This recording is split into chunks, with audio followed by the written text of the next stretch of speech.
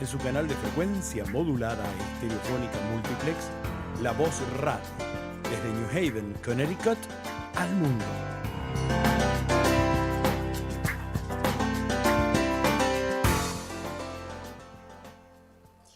Ooh-wee. There's a lot of heat outside. Buenas tardes. Hace un calorón aquí en New Haven. Mi nombre es Caprice Taylor Méndez. Es un placer estar aquí con ustedes con Juntos, Podemos. Thank you for being with us today and Together We Can. My name is Caprice Taylor. You're listening to WNHH 103.5 FM through La Voz Radio TV. You can also find us on our website, www.lavosradiotv.com, and also catch us on Facebook Live. So if you miss today's show or you can't watch it all, remember always Facebook Live at La Voz Hispana de Connecticut. And we are here.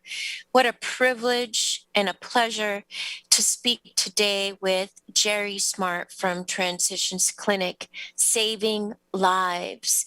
Jerry is an angel on earth. Life was not easy for him growing up and making tough choices in tough circumstances in life. And you landed here saving lives with Transition's Clinic, working with doctors out of Yale Hospital, and reaching community where many people often look the other way. You go and find them to save their lives. And so we're going to find out more from Jerry, and I'm just going to translate in Spanish. Do not turn that dial when you hear Spanish because the show is bilingual. Es un privilegio estar aquí hoy con ustedes y con el señor Jerry Smart. Él trabaja para la clínica que se llama la Clínica Transición, ubicado dentro del hospital de Yale, pero es una organización sin fines de lucro. Ahorita sentimos el calorón ahorita afuera y hay personas que no tienen hogar, que están desamparados, viviendo en la calle, tuvieron decisiones fuertes en la vida y se tomaron decisiones que no salió de lo mejor y fueron encarcelados y tuvieron que regresar sin hogar, sin familia, sin comunidad. Y hay personas muchas veces que se encuentran en este momento con este calor en las calles. Y Jerry Smart brinde esperanza. Él busca a las personas a donde sea, a donde se encuentran, en estación de tren, en las afueras, debajo de puentes, durmiendo. When I was 18, Encontrando sombra debajo de un árbol. Él está ahí buscando para llevarlos al doctor. Jerry Smart, I do consider you a walking angel on earth. And angels on earth don't necessarily are born with wings. They grow their wings. And you had a tough life. You grew up in New Haven, correct? Yes, I grew up in New Haven. Mm-hmm. I grew up. Go ahead. Yeah, and so from New Haven, we got angels that grew their wings, and so I consider you one of them. Not and life had to be hard sometimes for angels to grow their wings, because that's how we find out we got our wings. If life were easy breezy, there's no need to figure out that you had wings, and so I consider you one of those. And so, Jerry, how long have you been with Transitions Clinic? Been with Transition Clinic going on 11 years now. 11 years. Yeah. And I'm sure you got some stories. Yeah. Well, first of all, I just want to give the audience a brief introduction of Transition Clinic. Say 10 years ago when I started, it was just me and Dr. Emily Wong. I had no office space. It was a 1-year grant position. I knew nothing about healthcare. Our clinic was on Cedar Street at the Methadone Clinic. We were doing that once a week on a Wednesday. So imagine a person coming out of prison going to a methadone clinic. Then we grew a year later into Yale Primary Care. Then we got to Cornell Hill Health Center. So we're doing 2 clinics. Then we got hired 2 more people. 11 years later, let me back up a little bit. So Transition Clinic, it was only Connecticut and San Francisco. Today, we have over 40 clinics in 15 different states. Wow. Including Puerto Rico, you know. So you said 10 years ago, going on 11, only Connecticut and San Francisco, New Haven had Transitions Clinic, and now you're in 40 states. So you're part of the pioneer crew. No, 40 clinics in 15 different states. Wow. Mm-hmm. Pues Jerry ha trabajado con la Clínica de Transición ya unos 10 años, entrando al año 11, y cuando él empezó con la doctora Emily Wong en una oficina una vez a la semana en la calle Cedar Street, trabajando fuera de la clínica de methadone. Y para los quienes salieron de la cárcel, tenían que ir a encontrar asistencia médica de un doctor dentro de esa clínica methadone.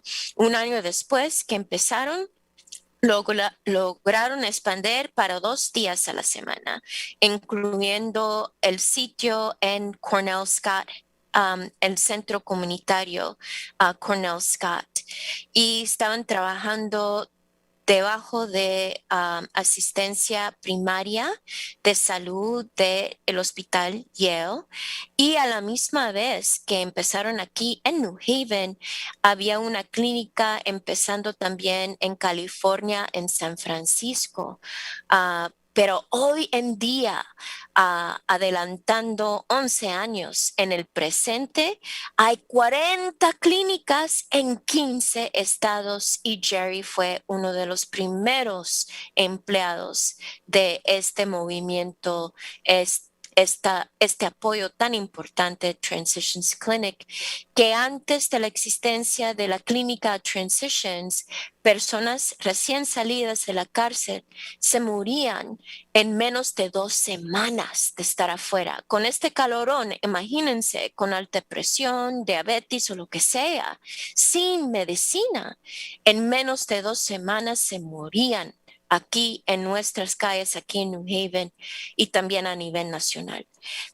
Jerry, and so we were talking briefly prior to Transitions Clinic not existing. How long was it before people with chronic medical conditions who were formerly incarcerated were released here in the streets of New Haven without medical care? How long did it take for folks to pass away, to die from lack of being able to access medical care from when Transitions did not exist? You know, that's a great question. First of all, when people come home from prison, studies show people are 12 times more likely to die in the first 2 weeks getting released. You would say, well, how does that happen? Murder, suicide, drug overdose, and heart disease. So when a person coming home, and you know, a lot of people, they go in prison, they're healthy, and they come back to our community with a lot of health conditions like high blood pressure, diabetes, mental health issues, asthma, just to name a few. And if you don't have a clinic, a place you can call home, because a lot of people don't go to the hospital because the healthcare system is very intimidating. And then before Transition Clinic, even for the gentlemen that's in the halfway houses, if they got sick, they had to go back to Welly Avenue or go to the prison to get. So the guy was like, "Nah, I'm." Who would want to go back to prison after they were released? Yeah. So the beautiful thing about Transition Clinic a person like myself, all community health work, I'm a community health worker. So all community health workers throughout our network has a past history of incarceration. So all of us, been in prison. We know the prison system. We know the healthcare system in the prison system does not care about the individual. And so our goal one day, through research and the work that we do, hopefully, we hate to see people go to prison, even though healthcare is one of your First Amendment, one of your rights when you go to prison, but you don't get quality care, So hopefully one day, through all the work that we're doing nationally, that a person will have quality care while in prison. And so you're explaining to me that not only is Transitions Clinic providing healthcare, access to healthcare, advocating for the system and systems to provide quality care inside of prison as well. Mm-hmm. That's amazing. So how many folks are now at Transitions Clinic? Because let me paint the picture of what it takes to have a Transitions Clinic fully functioning in the cities, now 15 states. So you have community outreach, which is what you do. You have doctors who are trained to support those who are formerly incarcerated. Because truth be told, prior to Transitions Clinic, and we're talking about almost 11 years ago, there was a lot of discrimination. There's a lot of judgment that people make on those who are formerly incarcerated, thinking that they must have done something horrible to have gone. But the truth is, now we're seeing how the system has been you could say, twisted in a way to have more Black, brown males in prison. Mm-hmm. There's a reason why that exists. And the system is set up where we had pipeline of prison studies. Children are dismissed from school, Black, brown boys at a greater rate, sent home instead of being in a classroom because they claim, behavior issues. But same population, student population, different races for the same misdemeanor or misbehavior, Black and brown boys would get sent home. Like this prison pipeline is real. It still exists. Mm-hmm. And once you end up going to prison, come back home, you faced not being able to get health care, quality access, affordable healthcare. But you also had doctors, nurses, folks looking at you some kind of way when they found out that you were that you were coming back home from prison. And you just said often to get healthcare, you would have to go back to the same prison you just left. Mm-hmm. In order to get health care. This is the reality for folks coming back home from prison. And now Transitions exist, but are you able to capture all the folks who are coming back from prison? No, we don't capture all of them. I wish we could, because, this is the system I really don't understand. I've been doing it for so many years. Because, they say they drop off 25 people a week in New Haven. That's 100 a month, right? And that's a statistic that's real. That is happening. Yeah. But nobody act like they don't know where to drop them off or what days or date. But you know what? That's 1,200 a year. Imagine how many people in that group have a chronic illness. But the people who we do get, I deal with all the halfway houses in New Haven, Roger Sherman House, Walter Brooks, Sierra House. I get all those guys. I do in-reach in there every week. But basically, I meet the people where they at. The prison system send me people, through the discharge planners. Mm-hmm. I'm out in the community, word of mouth. I think I don't earn my stripes out here, so a lot of people know about Transition Clinic. I'm an expert at what I do in the healthcare system. once upon a time when I was in the streets, playing in the streets, being a knucklehead, I hated doctors. I didn't want to go to a clinic. I didn't know nothing about no primary care. If I got sick, I went to an emergency room where you don't get quality care and, move on. Mm-hmm.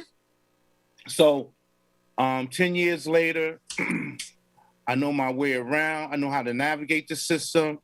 And, just helping a brother or sister coming home from prison who really don't have trust issues anyway.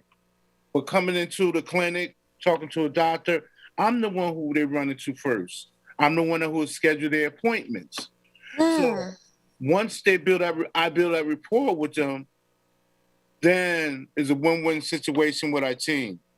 We got very compassionate doctors, Dr. Lisa Puglisi, Dr. Emily Wong, another female community health worker, Manya Saunders, who work with the females. Then we got the Yale School lawyers in our clinic, with guys that are for the population that who have civil issues like disability, child support, housing issues, anything civil. And the big thing that's coming out of prison now, people don't have ID. Some people just don't have ID. I'm working with two guys. One did 41 and a half years, and one person did 20-something years, and they sent them home with no ID, no birth, no social security card. Now imagine when you have a place like Transition Clinic that will help them to get those IDs. Now, you imagine 41 and a half years coming home, he's 70 years old, no family, no support system. Now, those 40 years, you moved them around all the prison. You know how to ID him, you know his every move, but you're going to send him home. He's like a dead man to society. That's the setup, And how does he find housing? People want to know, can you sign a lease? I need to see your ID. Right. How does he find a place to sleep? How does he find access to a job? He's 70. Like, how is he surviving? All right, he's in a halfway house now. He's in a wheelchair. He's been home maybe like a month now. And when I first met him, he was in one of the halfway houses with a wheelchair on the second floor. And I had to go over there and I say, he can't be here. If a fire started or something that, who's going to save him? Yes. I advocate him, then I got him into another halfway house. So everything, this is going to be a process. When I say a process, because I'm gonna have to help see how we can get them housing, how you're gonna get finances. So every situation is a different challenge. But I enjoy the challenge. I enjoy the work. I just tell a person, our goal is to make sure you never go back to prison, keep you healthy at the same time. That's the goal. Well, I'm going to translate this beautiful story, how you've embraced these individuals and many more. And I've heard stories of you going under a bridge, by the train tracks, wherever people are, to make sure that they get timely, quality health care through Transitions Clinic here in New Haven. So I'll just translate fairly quickly. Jerry Smart, él es trabajador comunitario de salud. Él dice que todos quienes trabajan con la clínica de transición, menos los doctores, han sido impactados por el sistema de encarcelamiento.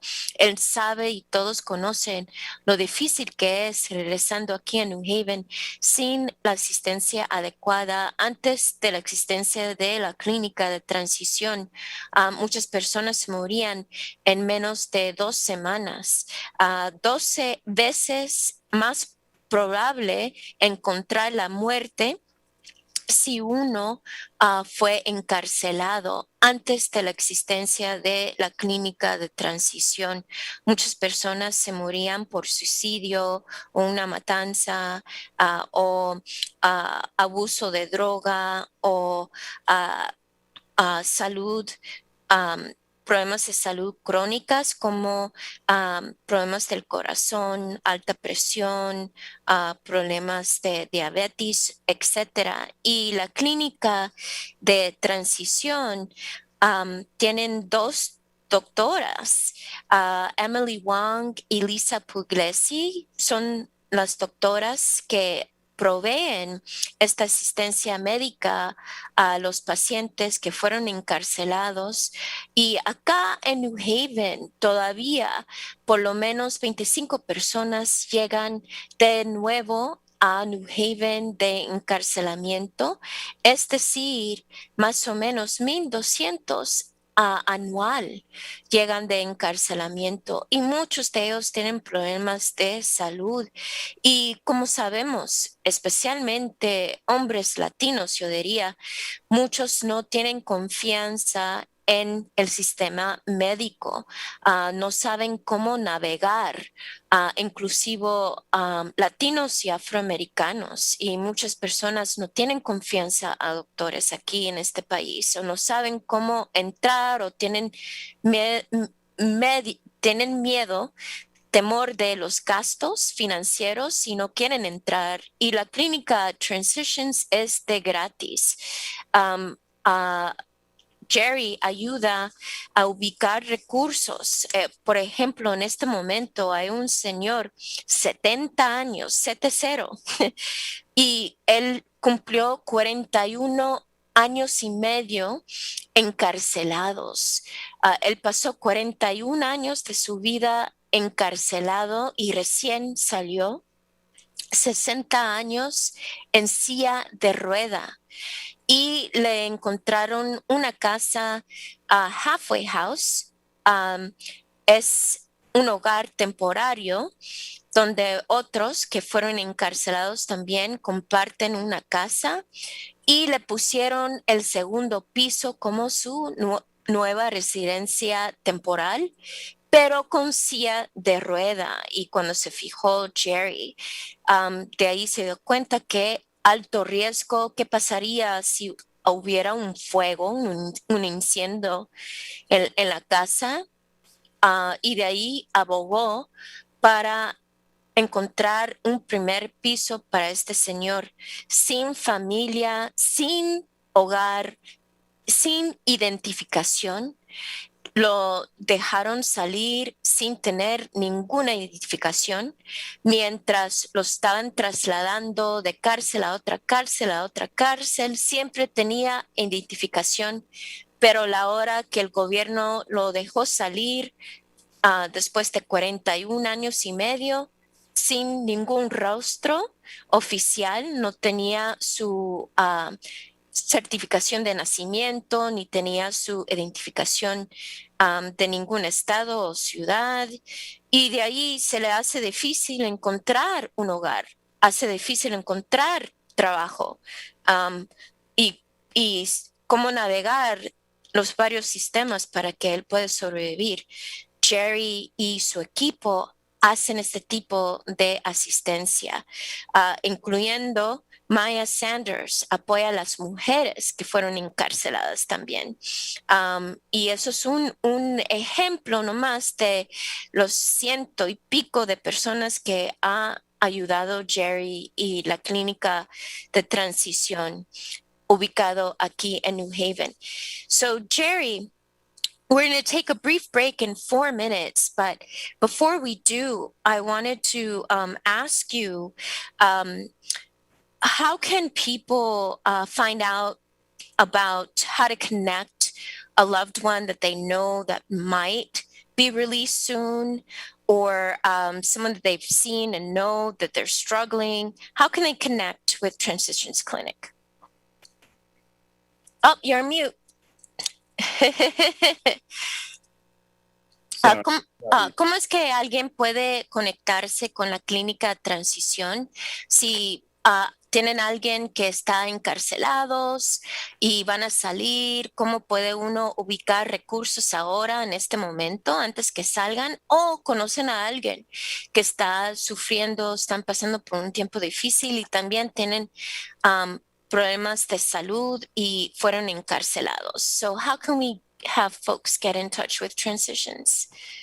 Yeah, you can reach me by my cell, area code 203-850-2449, or you can email me, jerry.smart@yale.edu. That's so great. Para comunicarse con la clínica de transición, pueden llamar directamente a Jerry Smart.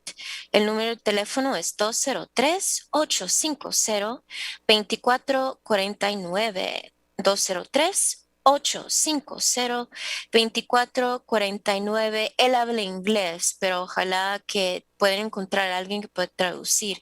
Do you have anyone on your team that is bilingual by any chance? Do we?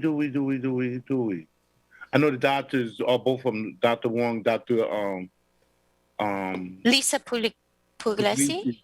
They speak Spanish fluently. Oh my gosh! Yeah. Oh, I find them both superheroes, yeah. And they're now our cosmic heroes. I've met Dr. Emily Wong and Dr. Lisa, and the level of love and care that they have for their patients, and on top of it, strong advocates in support of human beings. And you're telling me that they're also fluent in Spanish. That's amazing. Las doctoras Emily Wong y Lisa Puglisi hablan español. Y para mí que ellas son héroes cósmicas porque son doctoras, abogan, navegan sistemas para los derechos de seres humanos, para la sobrevivencia de los seres humanos, y toman el tiempo también para dar amor y cariño a los pacientes como doctoras. Más hablan el español tal vez mejor que yo, porque yo nunca tuve el lujo de estudiar el idioma español formalmente en la universidad, y ellas quisieron poder apoyar a la comunidad al extremo máximo y se dedicaron al estudio de nuestro idioma. Pues ellas sí, definitivamente son mis héroes. That's amazing. Y también hay un correo electrónico, jerrysmart@yale.edu. Vamos a deletrearlo más tarde, y ahorita tenemos una breve pausa. So we'll be right back with Jerry Smart and Transitions Clinic, saving lives, after this brief commercial break. Do not turn that dial. We have a lot more important information to share. And you might know of someone that will need to hear this as well. So thank you, co-creators of a kinder and more just world, and especially Jerry Smart and Transitions Clinic.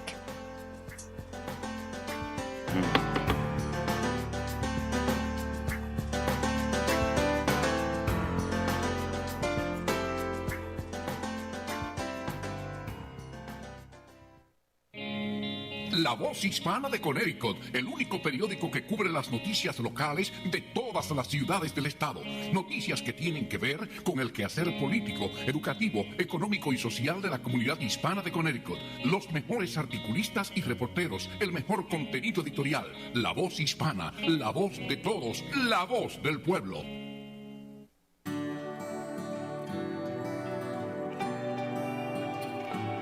El deshielo en la Antártida podría desatar reacciones en cadena y provocar lluvias monzónicas en la capa de hielo. ¿Qué consecuencias tiene esto para el planeta? Te lo contamos en Tu Mundo Verde. A medida que el planeta siga calentándose, la Tierra, que se encuentra bajo la capa de hielo de la Antártida, quedará más expuesta. Como resultado de ese proceso, los patrones de viento cambiarán y las precipitaciones aumentarán sobre la Antártida. Esto indica un estudio publicado recientemente en la revista Nature Geoscience. El estudio explica que eso, a su vez, podría desencadenar procesos que aceleren la pérdida de hielo. Una curiosidad: el estudio se basa en la combinación de modelos climáticos y comparaciones de datos de la época del Mioceno Medio, una época que ocurrió hace más de 13 millones de años. Se toma esa época como referencia porque los niveles de dióxido de carbono y las temperaturas globales durante el Mioceno medio eran similares a los que se prevé que la Tierra alcance a finales de este siglo. El aumento de las precipitaciones en el continente antártico no solo tiene repercusiones locales, también tiene consecuencias globales, ya que esas nuevas lluvias harían que más agua dulce acabara en los océanos circundantes. Esto, por su parte, alimentaría el aumento del nivel del mar. Marisabel Houston, CNN, Atlanta.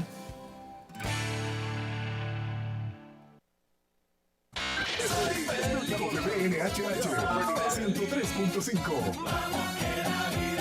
La voz hispana de Connecticut.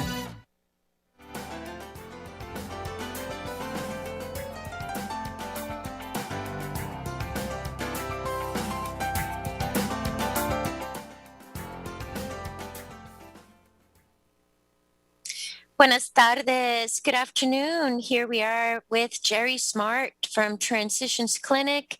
Mi nombre es Caprice, aquí con Juntos Podemos, donde estamos celebrando hoy mismo la clínica de transición con Jerry Smart, el trabajador comunitario, buscando a la gente que acaban de salir de la cárcel para que obtengan salud, médico, a lo más pronto posible, ayudando a navegar sistemas. Aquí en Connecticut, no sé si mucha gente sabe eso, pero hemos tenido históricamente personas, incluyendo latinos, que han sido encarcelados por falta de fondos, de dinero. Y de ahí no pudieron pagar su manutención de infantil, los pagos para cuidar a los hijos que uno tiene que están en otra casa, y de ahí por falta de poder pagar han encarcelado a muchos hombres latinos aquí en Connecticut.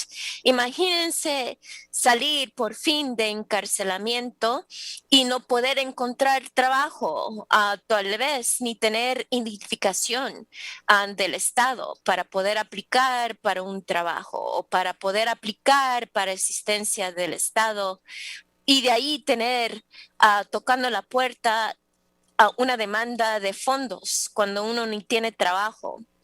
Y eso está pasando hoy en día, que hay personas que ya pronto tienen que pagar para cuidado de niños, pero más es manutención de infantil, y de ahí no tienen cómo pagarlo. Pues Jerry Smart y las personas que trabajan con la clínica de transición no solamente están ayudando a nivel de salud, acceso a cuidado médico, pero también quieren asegurarse de que uno no regresa a la cárcel, que son exitosos en poder ubicarse en la comunidad, en tener una chance, oportunidad real.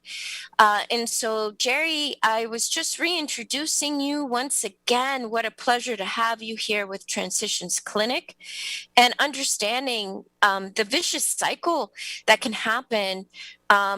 Folks, the recidivism rate, returning rate to prison 10 years ago was very high. And the fact that Transitions Clinic not only looks out for the medical health care of folks, but also trying to support the successful re-engagement and being grounded in community. And the fact that you do what you do, and Transitions Clinic, what you do is letting people know that they're loved, that they matter, that they care. And oftentimes the stigma of having been incarcerated often affects how people treat them. And it's not easy. It wasn't an easy life and not an easy road ahead. And so you also, Transitions Clinic and the work that you do, bring hope. And it helps all of us. If folks can reintegrate into society, we pay less to the prison system, where it costs, on average, what it would cost to send someone to a 4-year private university to keep someone in prison for 1 year.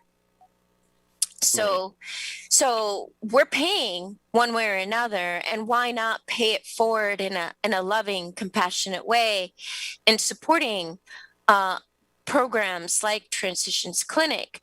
But can you clarify for me, how does Transitions Clinic, where does the money come from for your role as a community outreach person, which is so important because you go find people where they are on the street, wherever it is that they're sleeping, saving their lives, talking them, coaching them into getting medical care, right?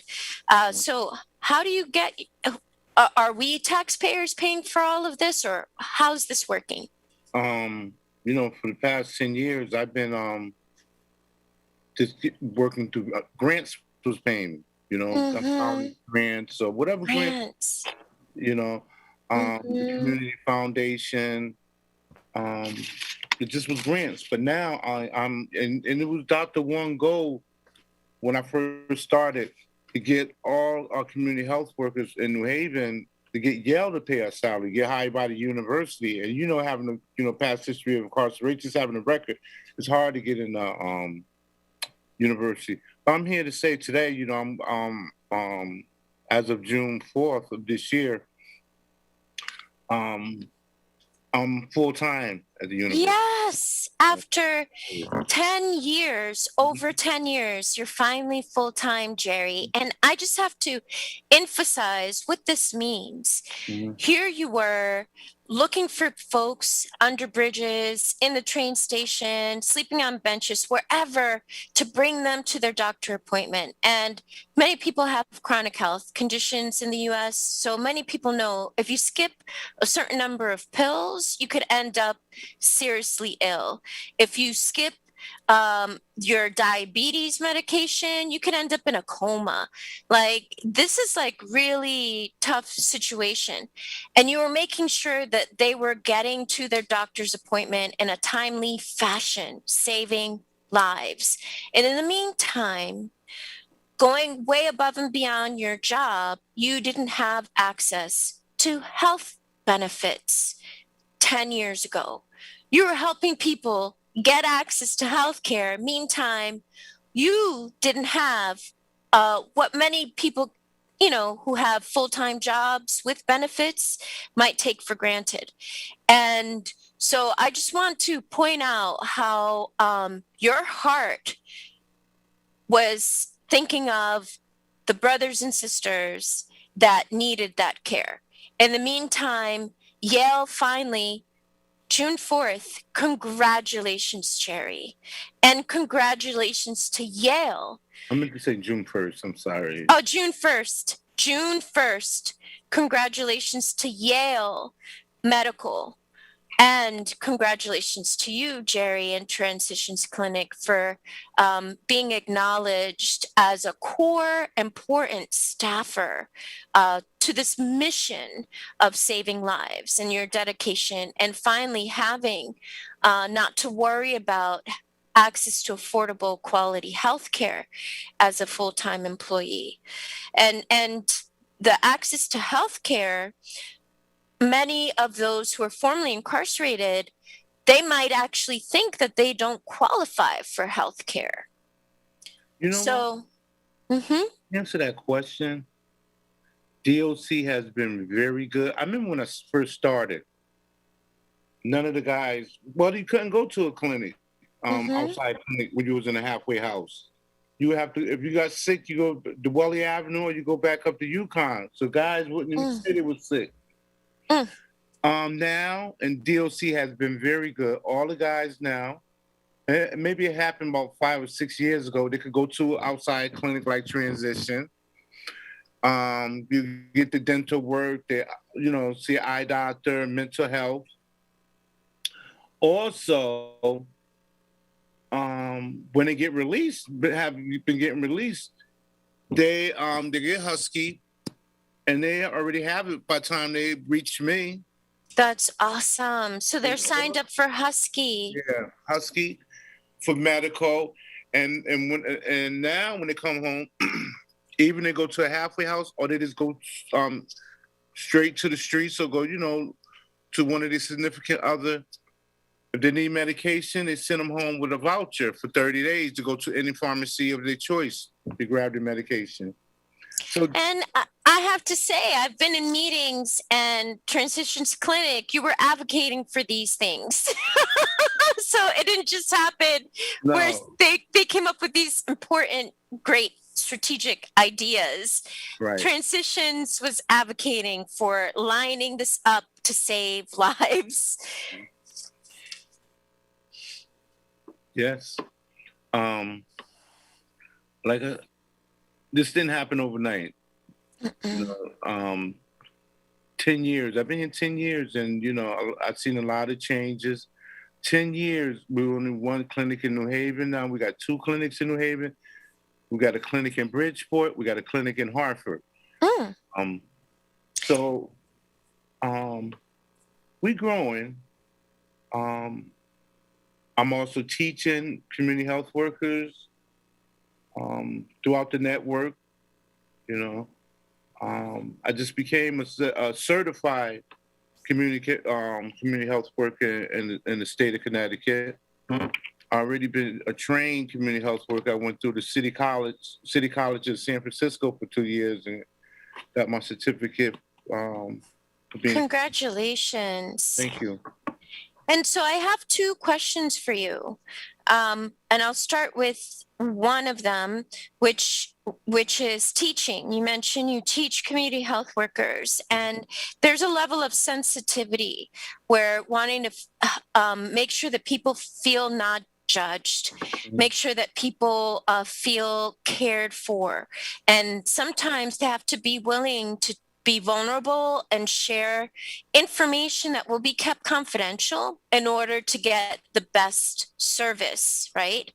So what advice, if there's one thing that you would want future community health workers to know and understand from your 10 years of working in Transitions Clinic, what's that one thing that, as you share so much wisdom, but there's one thing that you don't want them to forget ever?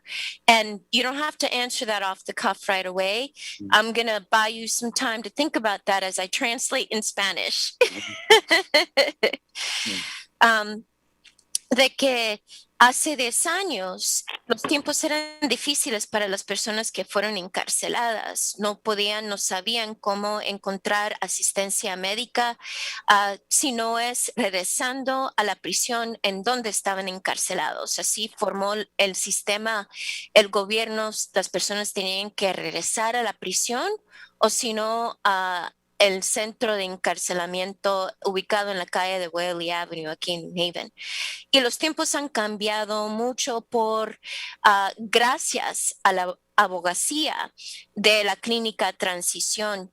Han podido abogar y celebrando los éxitos han salvado vidas, que ahora el Departamento de Encarcelamiento de Corrección del Estado aquí en Connecticut, que se llama DOC, son las letras del título de Department of Corrections, ellos han cambiado la situación donde una persona que está regresando de encarcelamiento les dan 30 días de medicamento.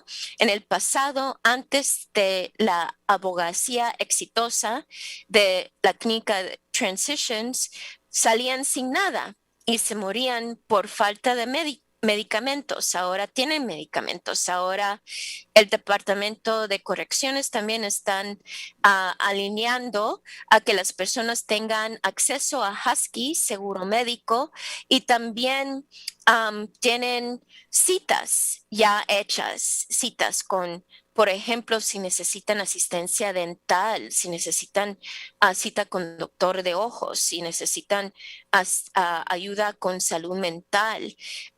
Todo esto es posible y tienen citas con la Clínica de Transición. Ahora, aquí en Connecticut, la Clínica de Transición está operando fuera de las ciudades de New Haven, de Bridgeport, de Hartford, y siguen creciendo porque la necesidad es bien importante. Y Jerry Smart está apoyando en entrenar a los trabajadores de salud comunitarios. Él mismo, después de ser encarcelado, se ha dedicado a mejorar el mejoramiento de la comunidad y también de su persona, inclusive terminó una certificación de un colegio en San Francisco en cómo mejorar su trabajo en comunidad. And so what is that one thing that you would want to make sure future community health workers remember as they support community? You're on mute. Y le pregunté a Jerry, ¿qué es una cosa que él es instructor ahora, entrenando a trabajadores comunitarios? ¿Qué es esa cosa bien especial, sabiduría, que no deben de olvidar mientras están trabajando con la comunidad? ¿Qué instrucción da a los trabajadores comunitarios, Jerry? I would say our patients come first. Mm-hmm. You know, they're in the driver's seat. You know, my goal is like this. I just want to see, you know, once upon a time I was on the dance floor. I'm on a balcony now. Mm-hmm. You got a lot of people on the dance floor. Some people are going to remain on the dance floor, but I want to bring them all to the balcony with me. You know? And I say that all to say, we hired a gentleman 2 years ago. He did 30 years in prison, you know? And I met him when I was doing my men's group. And we used to conversate. Then I say, you know what? Why don't you help facilitate the men's group?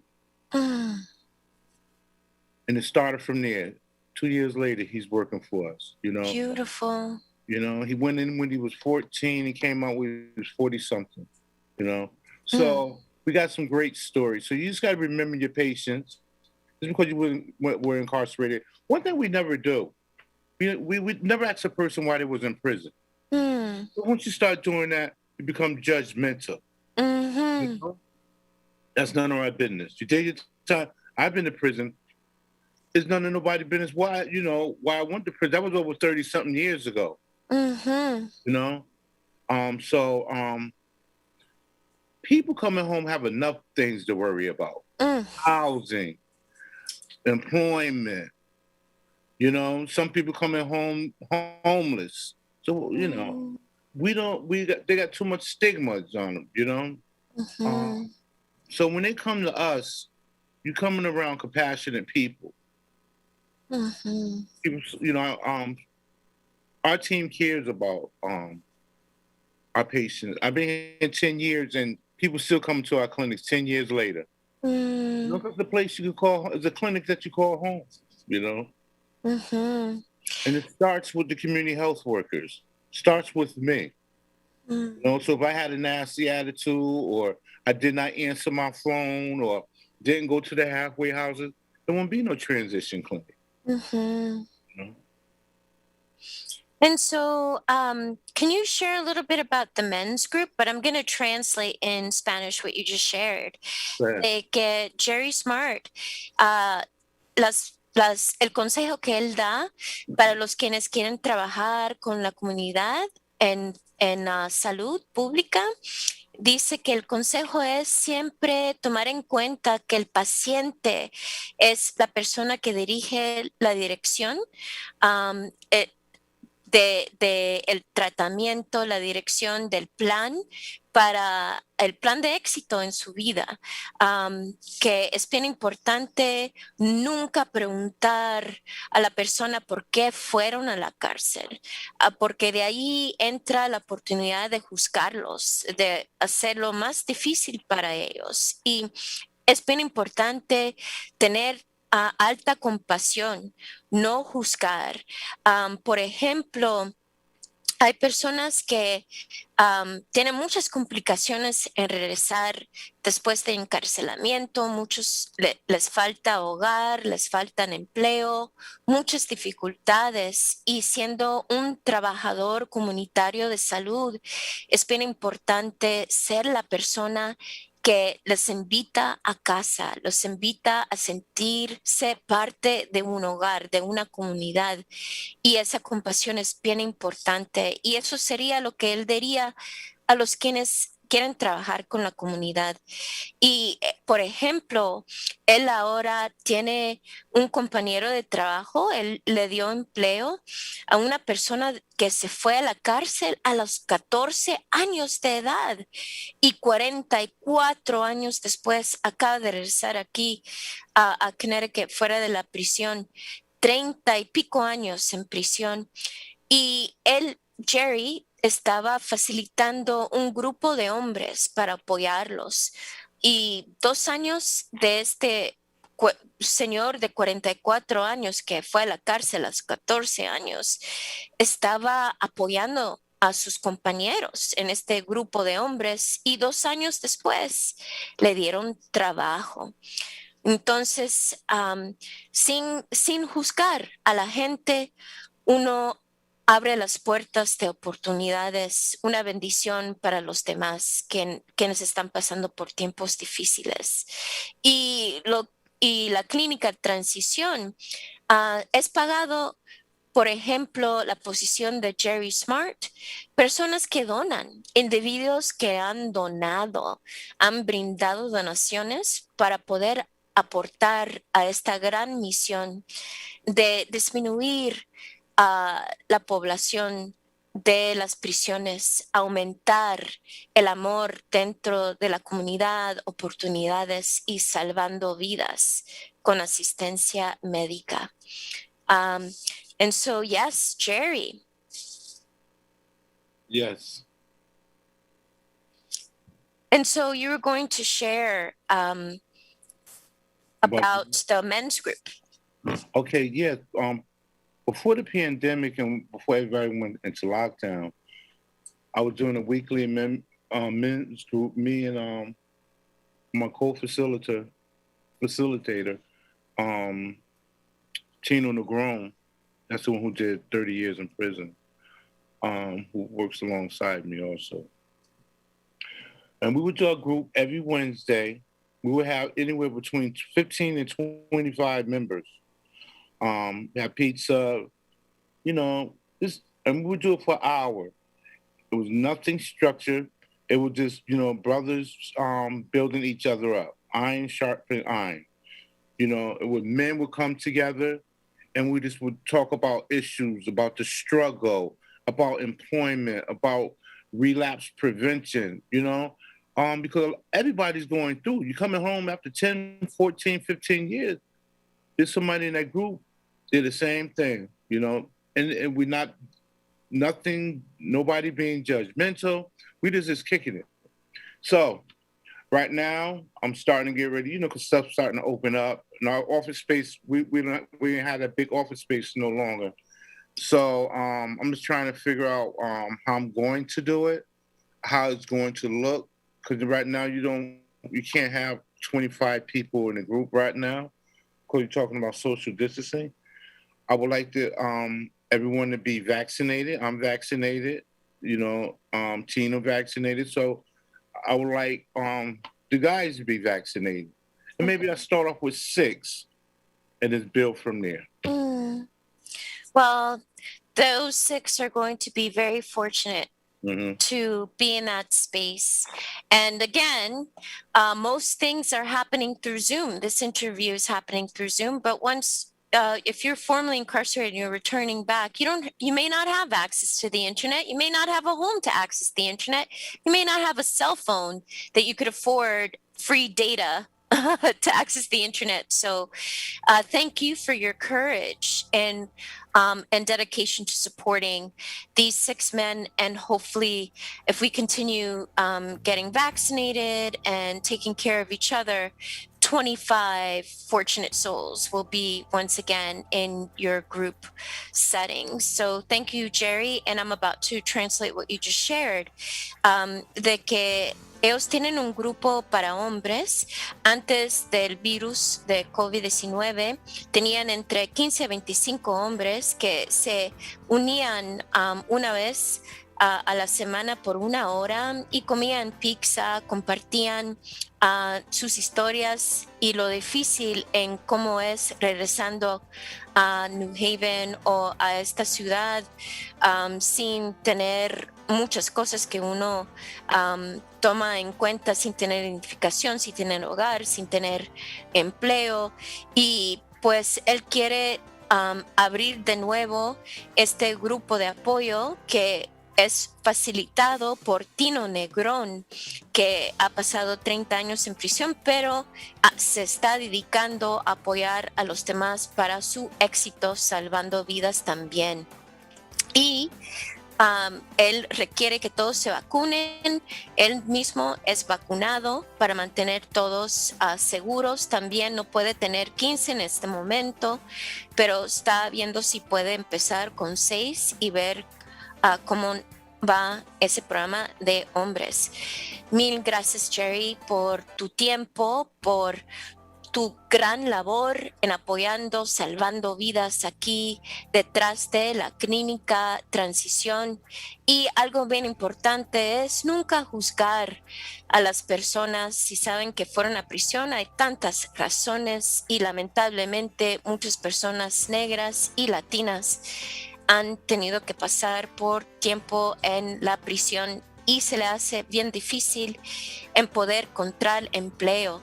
Y en este momento hay una llamada para que los empleos den chance a los quienes han regresado de prisión, porque sin ese trabajo es más alto la probabilidad de regresar a la prisión. Y gracias, Clínica Transición, por existir. Thank you, Jerry, for all your hard work and Transitions Clinic and seriously living heroines, Dr. Emily Wang and Dr. Lisa Puglisi, and a strong shout out for Maya Sanders and all of the people involved in Transitions Clinic here throughout Connecticut and nationally as well, saving lives, guardian angels on this earth. And here, Juntos Podemos, together we can, we celebrate co-creators of a kinder and more just world. And you are the embodiment of that. So thank you. And again, for those who would like to get in touch with Transitions Clinic, what's your phone number, Jerry? 203-850-2449. That's 203-850-2449. Email jerry.smart@yale.edu. jerry.smart@yale.edu. Thank you once again for your time. Y pueden llamar a Jerry 203-850-2449. Mil gracias y bendiciones a todos. Gracias por escuchar. Juntos Podemos, Together We Can. Comparten esto porque no saben quién necesita saber esto. Please share today's video because you never know who needs to hear this information and to save a life. Have a wonderful day, everyone. Y también have a wonderful day, Jerry. You too. Thank you so much. All right. Bye-bye.